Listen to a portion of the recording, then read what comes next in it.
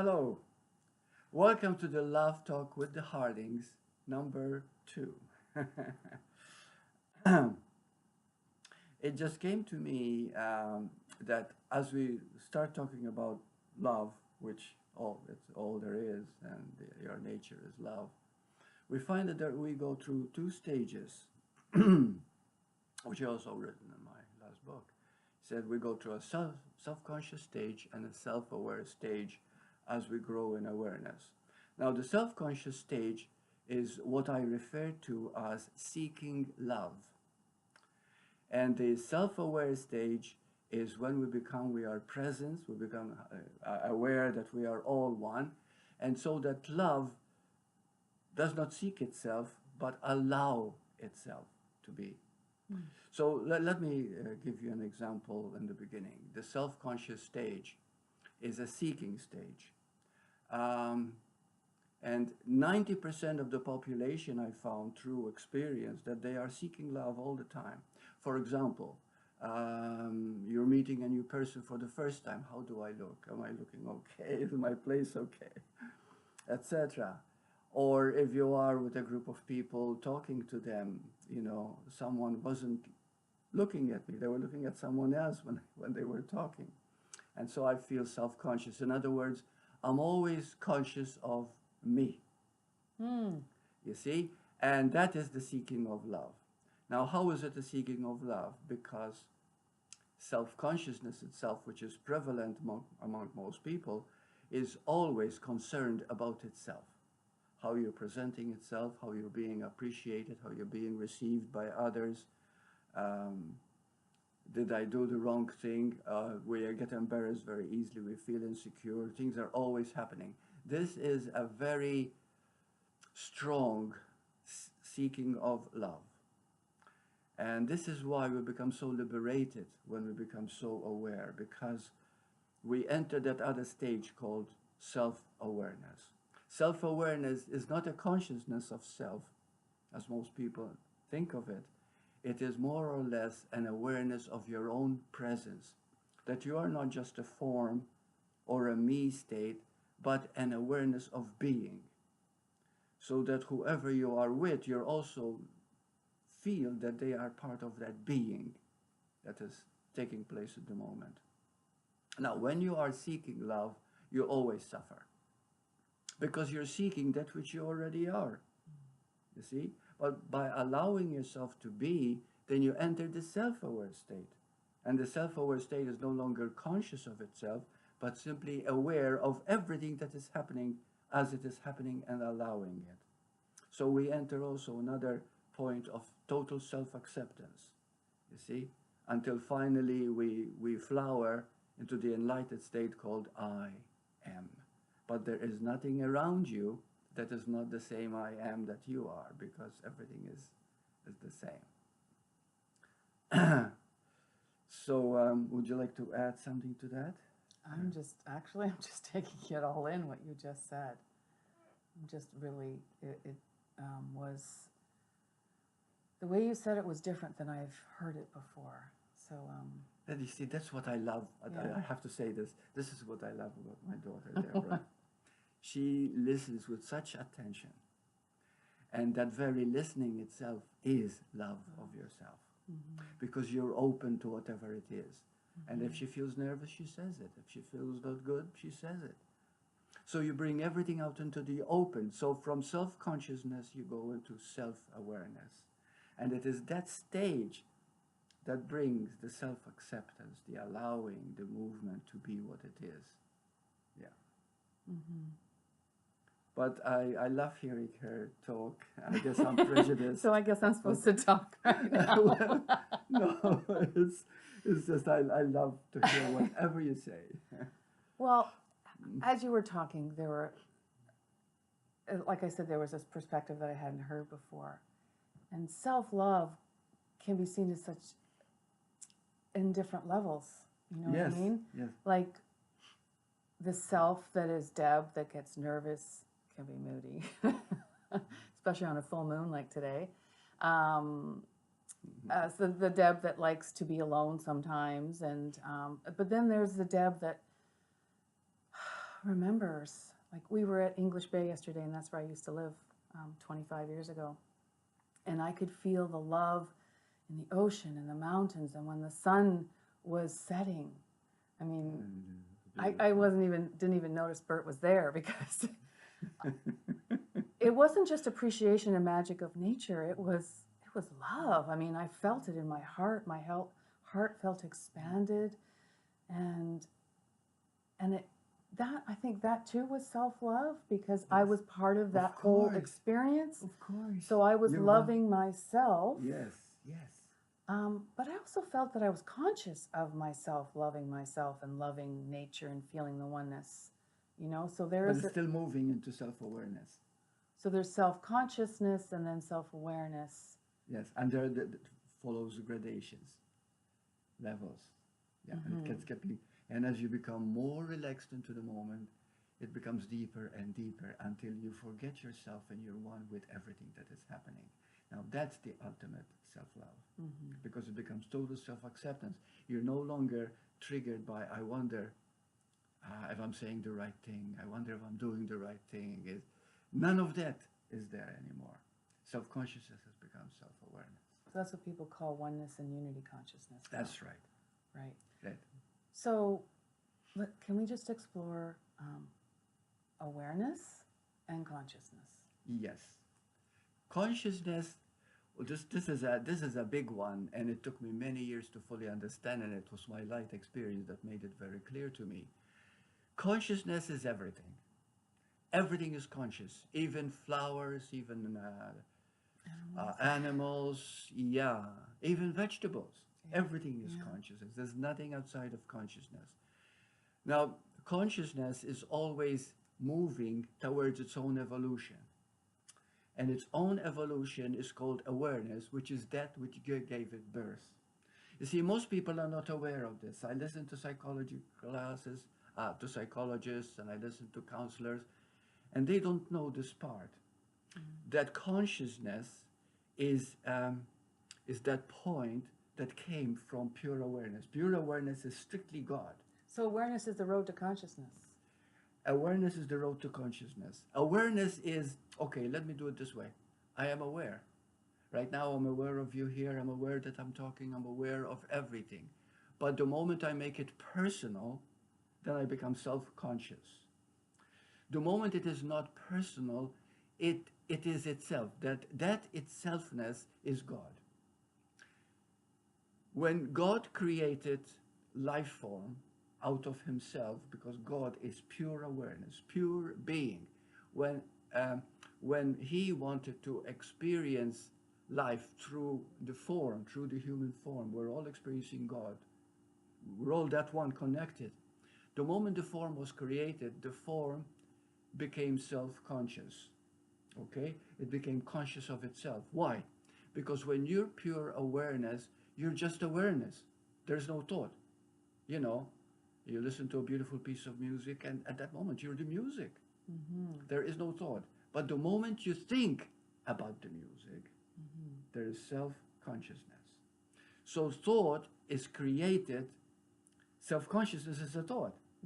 So therefore, awareness gave itself to awareness of its form, and that became self-consciousness.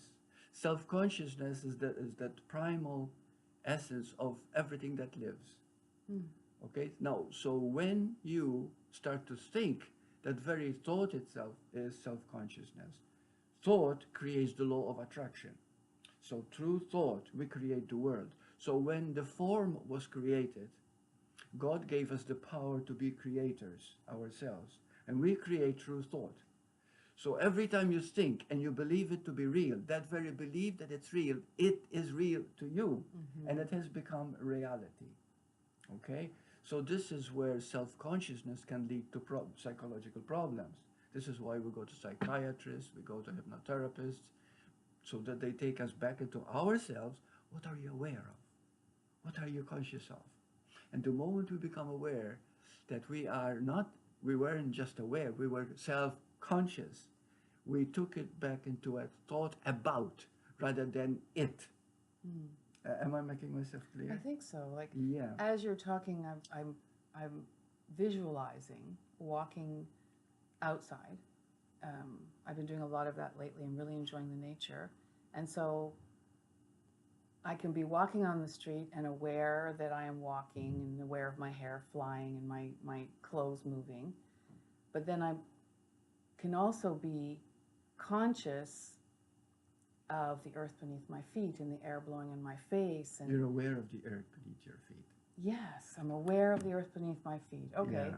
And I'm aware that I am the same as a tree, and I'm aware that I'm breathing the air, and the air is breathing me, and the sky is above my head. That's right. And so it's very different than me being conscious of my body. That's right. I can still be aware of my body and aware of everything else. Mm-hmm. Right? Right. Does that make sense? You can be aware of everything else that is going At on, once. because awareness right now, if a car goes by, even while I'm talking to you, I can hear it.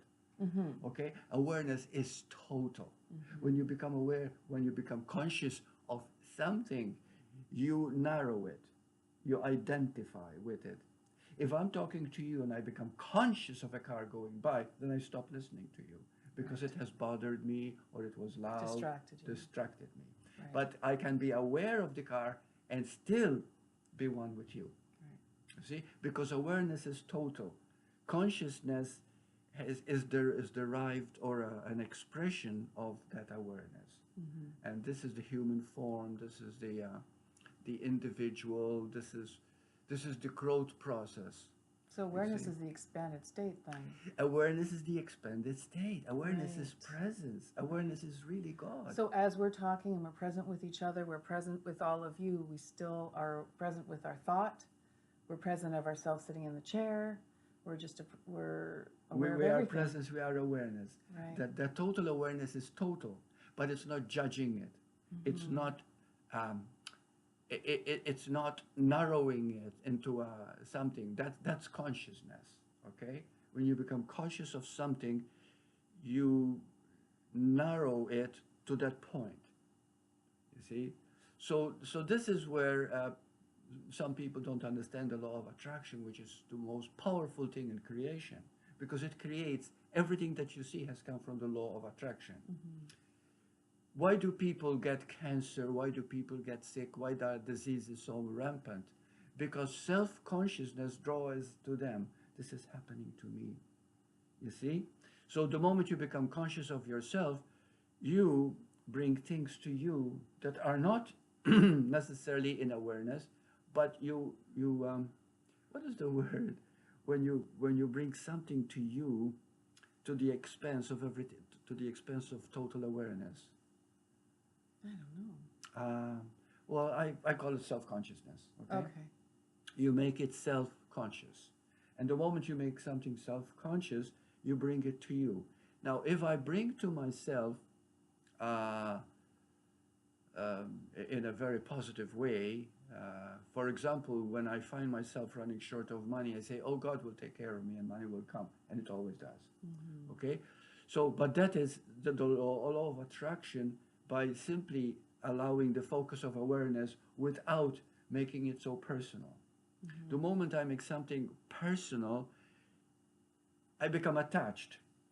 So that very attachment makes me feel, I wonder if I'm good enough. I wonder if I'm doing it right.